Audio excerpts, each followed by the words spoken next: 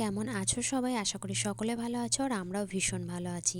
তো সকলকে জানাই প্রথমেই গুড মর্নিং, কারণ সকাল থেকেই ভিডিওটা শুরু করেছিলাম। দেখতেই পাচ্ছ সকাল থেকে বিছানা গোছাচ্ছি, কারণ আমার সোনা মাম্মা সকাল সকাল উঠে পড়েছে আজকে। আর সোনা মাম্মা ওর পাপার সঙ্গে নিচেই চলে গেছে, আর আমি এখন এদিকে বিছানাটা গুছিয়ে নেব, তারপর স্নানটাও সেরে নেব, কারণ আজকে আমাদের নবান্ন উৎসব। তো চলো ভিডিওটা শেষ পর্যন্ত দেখতে থাকো, আশা করি তোমাদের ভালো লাগবে। অল্প অল্প করে তোমাদের সঙ্গে আমি কিছুটা শেয়ার করেছি, যদি ভালো লাগে থাকে অবশ্যই একটা লাইক করে দিও। আর চ্যানেলে যদি নতুন বন্ধু হয়ে থাকো তো অবশ্যই চ্যানেলটা সাবস্ক্রাইব করে নিয়ে পাশে থাকার অনুরোধ রইল। তো চলো আর বাকি যে কাজগুলো আছে সেগুলো সেরে নিই, তারপর স্নান সেরে তোমাদের সঙ্গে দেখা হচ্ছে। তো দেখতেই পাচ্ছ স্নান সেরে আমি এখানে মোটামুটি অনেকটাই কাজ গুছিয়ে নিয়েছি, ততক্ষণ তোমাদের সঙ্গে ভিডিও করতে পারিনি। এদিকে বিভিন্ন রকম সবজি, যেগুলো নবান্নে তোমরা সকলেই জানো যে নবান্নে কত রকম রান্না হয়, তো সেগুলো সমস্ত সবজি কেটে নিয়ে তারপরে সমস্ত ধুয়ে নিয়ে একদম রান্না আমি বসিয়ে দিয়েছি, তারপর তোমাদের সঙ্গে আবার ভিডিও করতে চলে আসলাম। তো এদিকে দেখতে পাচ্ছ ভাজাগুলো আমি কমপ্লিট করছি। মানে যে নবান্নে 5 রকম 7 রকম 9 রকম, মানে যে যেরকম পারে সেরকম ভাজা করতে হয়, তো সেরকমই এখানে ভাজাগুলো আমি করে নিচ্ছি। আর এদিকে চলো অনেকটাই বেলা হয়ে গেছে, তো কিছু খেতেও হবে, ঠাকুরের পুজো ও সমস্ত কমপ্লিট হয়ে গেছে। তো এখন নবান্ন করব, তার জন্য চালটা বেটে নিচ্ছি। আগের দিন রাত থেকে সমস্ত ভিজিয়ে রেখেছিলাম। চলো এখন চালটাকে মেখে নিই, তারপর খাওয়া দাওয়া করে আরও বাকি রান্না যেসব আছে সেগুলো তোমাদের সঙ্গে শেয়ার করব।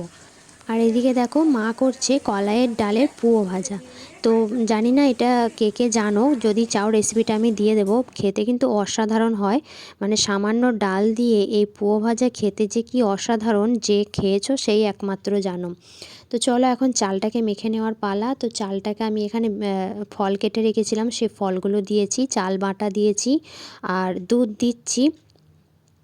আর চালের সঙ্গেই আমি কিছুটা আদা এবং মূলো কুড়ে নিয়েছিলাম, তো সেটাও এর মধ্যে দিয়ে দিয়েছি। আমি আরও একটুখানি অ্যাড করব, তো চলো দেখতে থাকো।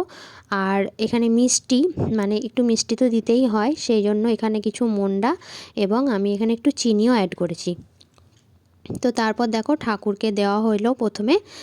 এখানে আমার শ্বশুরমশাই ঠাকুরকে দিয়ে প্রণাম করছেন, তো তারপরে এখন আমরা খাবো। তো চলো দেখতে থাকো।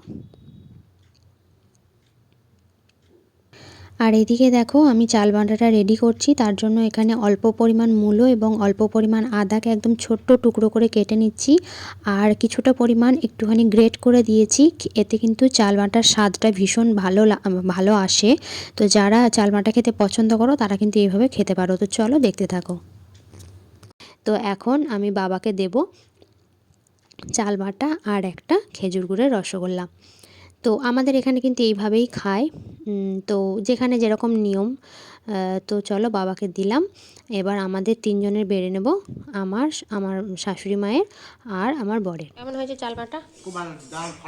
তো দেখো আমার বর কি বলছে চাল বাটা খেয়ে। সত্যি বলছো না মিথ্যা বলছো?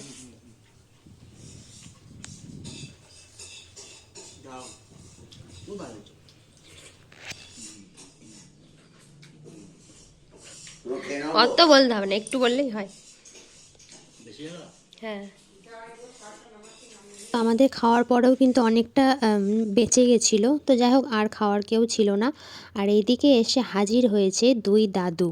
আমার সোনা মাম্মাকে দেখেছো, মাঝখানে বসে 2 দাদুকে নিয়ে কেমন নবান্ন পালন করছে, মানে দেখতে তো অবশ্যই মানে চোখ জুড়িয়ে যাচ্ছে। আর এই যে কি আনন্দ, সেটা একমাত্র সোনা মাম্মাই বুঝতে পারছে। তো যাই হোক চলো রেসিপিগুলো দেখিয়ে দিই তোমাদেরকে। এখানে করা হয়েছিল 7 রকমের ভাজা, আর হয়েছিল কলাইয়ের ডাল, পালং শাক, আর হয়েছিল মাছের ঝাল, ফুলকপি আলুর তরকারি, আর আমাদের এখানে মূলো, বেগুন, আলু এসব দিয়ে টক করতে হয়, তো সেই টকটাও হয়েছিল, আর হয়েছিল পায়েস, আর মিষ্টি পাঁপড় তো আছেই। তো এই ছিল আমাদের নবান্ন উৎসবের মেনু।